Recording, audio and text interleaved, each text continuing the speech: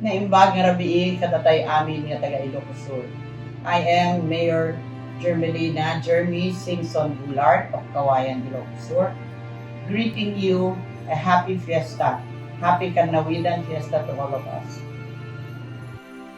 Caoayan is a municipality in the heart of Iloko Sur. It is known for being a fishery and agricultural municipality. And beyond this is the famous Abel Iloko, which is known to be one of the strongest living treasure, not just in the province, but the entire region. At this very moment, the municipality of Caoayan will once again take pride to portray the Abel nga Arapaap, which is a story of a mother who showed resilience despite the odds and uncertainties in life.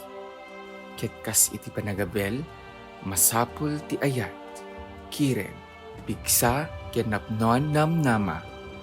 Dagitoy kitap no mapapintas iti maaramid nga tela.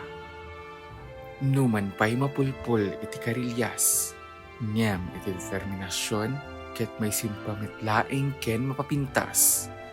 Kas kadagiti na nga ng Abel iti arapaap iti anak na. Adu nga panubok iti napasaranda. Nimuray pa'y kasta, timakderda nga silaw ken adigi iti pamilyada. Dagitoy ket pamaneknek garod nga awan makaartap ken pakay suksukatan iti aya ken sakripisyo ti maysa nga ina. Intayo nga rod, imatangan, ti kinatan-ok, ken kinasigilat, ti Caoayan. Agbiag, ti Abel Iloko Festival. Agbiag, iti Kanawidan 2023. Agbiag, ti 1 Iloko Sur and 1 Caoayan. Pardas, Caoayan.